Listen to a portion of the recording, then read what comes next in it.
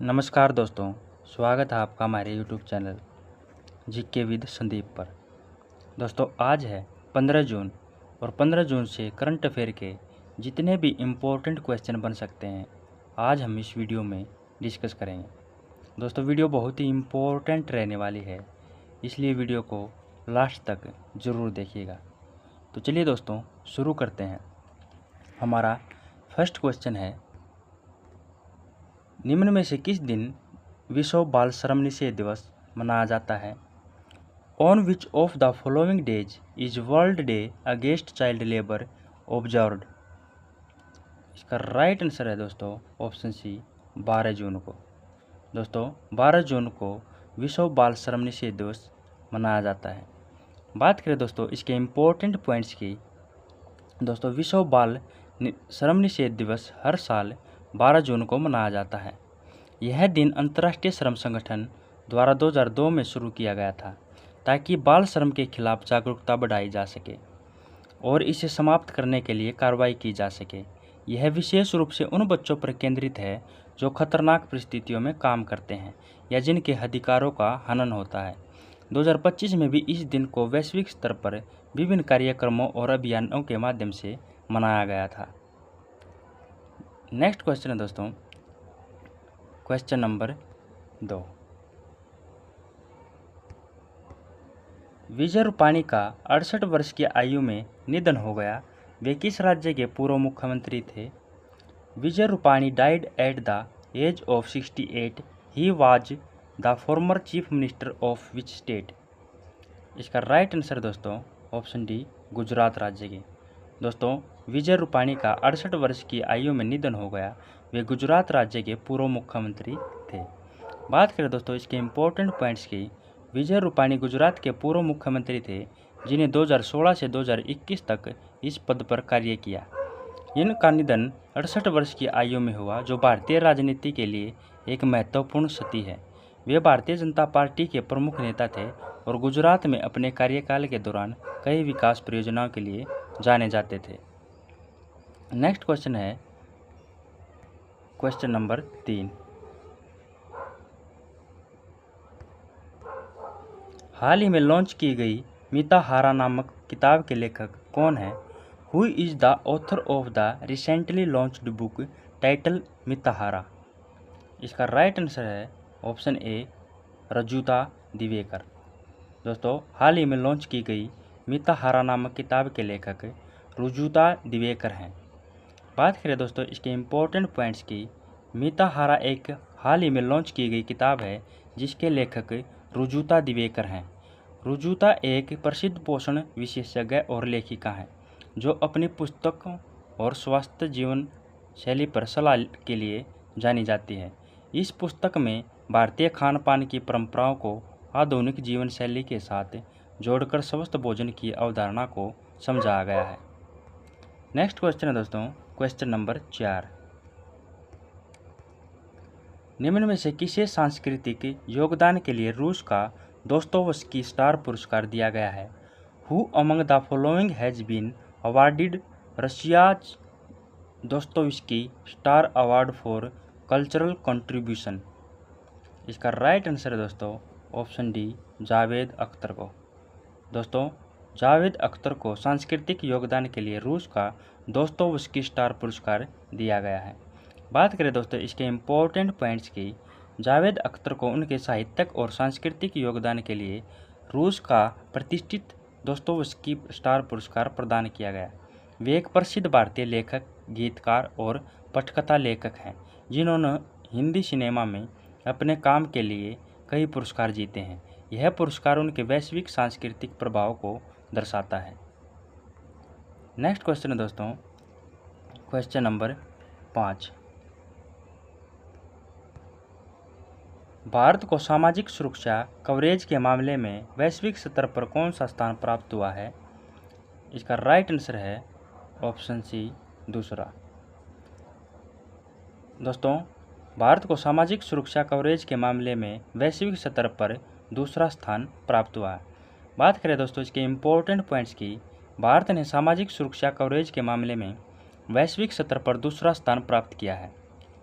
यह जानकारी अंतर्राष्ट्रीय श्रम संगठन और अन्य वैश्विक रिपोर्ट्स के आधार पर है, जो भारत के सामाजिक सुरक्षा योजनाओं जैसे आयुष्मान भारत और अन्य कल्याणकारी योजनाओं को प्रगति को दर्शाती है। नेक्स्ट क्वेश्चन है क्वेश्चन नंबर 6। निम्न में से किसे सिप्ला हेल्थ का ब्रांड एम्बेसडर बनाया गया है? Who among the following has been made the brand ambassador of Cipla health? तो इसका राइट आंसर दोस्तों ऑप्शन ए नीना गुप्ता को। दोस्तों नीना गुप्ता को सिप्ला हेल्थ का ब्रांड एम्बेसडर बनाया गया है। बात करें दोस्तों इसके इम्पोर्टेंट पॉइंट्स की। नीना गुप्ता को सिप्ला हेल्थ का ब्रांड एम्बेसडर बनाया गया है।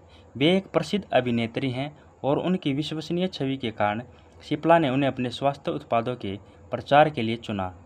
यह निर्णय कंपनी की स्वास्थ्य जागरूकता बढ़ाने की रणनीति का हिस्सा है। नेक्स्ट क्वेश्चन है दोस्तों क्वेश्चन नंबर 7। संयुक्त अरब अमीरात में आयोजित IIHF महिला एशिया कप 2025 में भारत ने कौन सा पदक जीता है? Which medal has India won the IIHF women's Asia cup 2025 held in the United Arab Emirates? इसका राइट आंसर दोस्तों ऑप्शन सी कांस्य पदक। दोस्तों संयुक्त अरब अमीरात में आयोजित IIHF महिला एशिया कप 2025 में भारत ने कांस्य पदक जीता है। बात करें दोस्तों इसके इम्पोर्टेंट पॉइंट्स की। भारत ने संयुक्त अरब अमीरात में आयोजित IIHF महिला एशिया कप 2025 में कांस्य पदक जीता। यह भारतीय महिला हॉकी टीम के लिए एक महत्वपूर्ण उपलब्धि है, जो दर्शाती है कि भारत हॉकी में क्षेत्रीय स्तर पर प्रगति कर रहा है। नेक्स्ट क्वेश्चन है दोस्तों क्वेश्चन नंबर 8। ओजोफेनी को हाल ही में GI टैग दिया गया है, यह किस राज्य से संबंधित है? ओजोफेनी has recently been given the GI tag, it belongs to which state? इसका राइट आंसर दोस्तों ऑप्शन ए गोवा का। दोस्तों बात करें दोस्तों इसके इम्पोर्टेंट पॉइंट्स की। ओजोफेनी जो गोवा का एक पारंपरिक मादक पेय है को हाल ही में भौगोलिक संकेतक यानी GI टैग प्रदान किया गया है। यह गोवा की सांस्कृतिक विरासत का एक महत्वपूर्ण हिस्सा है और इस टैग से इसकी प्रामाणिकता और क्षेत्रीय महत्व को मान्य। निम्न में से किसे अमेरिकन मेडिकल एसोसिएशन का पहला भारतीय अध्यक्ष नियुक्त किया गया है? Who among the following has been appointed the first India president of the American medical association? इसका राइट आंसर दोस्तों option B Srinivas Bobby Mukkamala को। दोस्तों श्रीनिवास बॉबी मुकमाला को अमेरिकन मेडिकल एसोसिएशन का पहला भारतीय अध्यक्ष नियुक्त किया गया है। बात करें दोस्तों इसके इम्पोर्टेंट पॉइंट्स की। श्रीनिवास बॉबी मुकमाला को अमेरिकन मेडिकल एसोसिएशन का पहला भारतीय अमेरिकी अध्यक्ष नियुक्त किया गया है। यह एक ऐतिहासिक उपलब्धि है जो भारतीय मूल के चिकित्सकों के योगदान को दर्शाती है। वे एक प्रसिद्ध ओटोलरिंगोलॉजिस्ट हैं और स्वास्थ्य सेवा क्षेत्र में उनके योगदान को व्यापक रूप से सराहा गया है। नेक्स्ट क्वेश्चन है दोस्तों क्वेश्चन नंबर 10। भारत को हाल ही में जारी जेंडर गैप इंडेक्स 2025 में कौन सा स्थान प्राप्त हुआ है? Which position has India got in the recently released gender gap index 2025? तो इसका राइट आंसर दोस्तों ऑप्शन डी 131वां। दोस्तों भारत को हाल ही में जारी जेंडर गैप इंडेक्स 2025 में 131वां स्थान प्राप्त हुआ है। बात करें दोस्तों इसके इम्पोर्टेंट पॉइंट्स की। विश्व आर्थिक मंच द्वारा जारी जेंडर गैप इंडेक्स 2025 में भारत को 131वां स्थान प्राप्त हुआ है। यह रैंकिंग लैंगिक समानता के क्षेत्र में भारत की स्थिति को दर्शाती है, जिसमें शिक्षा, स्वास्थ्य, आर्थिक भागीदारी और राजनीतिक सशक्तिकरण जैसे पहलुओं को शामिल किया जाता है। नेक्स्ट क्वेश्चन है दोस्तों क्वेश्चन नंबर 11। निम्न में से किस राज्य में विथूट नामक एक अभिनव वनरोपण परियोजना शुरू की गई है? In which of the following states an innovative afforestation project called विथूट हैज बीन लॉन्च्ड? तो इसका राइट आंसर दोस्तों ऑप्शन ए केरल राज्य में। दोस्तों केरल राज्य में विथूट नामक एक अभिनव वनरोपण परियोजना शुरू की गई है। बात करें दोस्तों इसके इम्पोर्टेंट पॉइंट्स की। केरल में विथूट नामक एक अभिनव वनरोपण परियोजना शुरू की गई है। यह परियोजना पर्यावरण संरक्षण और वृक्षारोपण को बढ़ावा देने के लिए शुरू की गई है, जिसमें स्थानीय समुदायों की भागीदारी और नवीन तकनीकों का उपयोग शामिल है। यह केरल की हरित पहल का हिस्सा है। नेक्स्ट क्वेश्चन है दोस्तों, question number 12।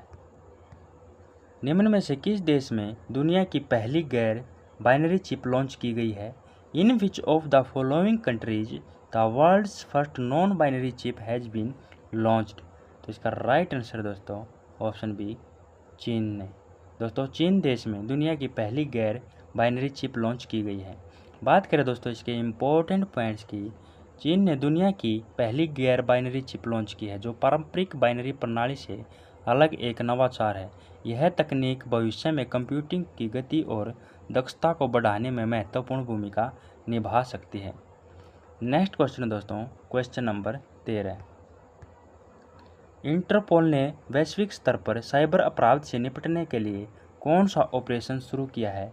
Which operation has been launched by Interpol to combat cyber crime globally? तो इसका राइट आंसर है दोस्तों ऑप्शन सी, ऑपरेशन सिक्योर।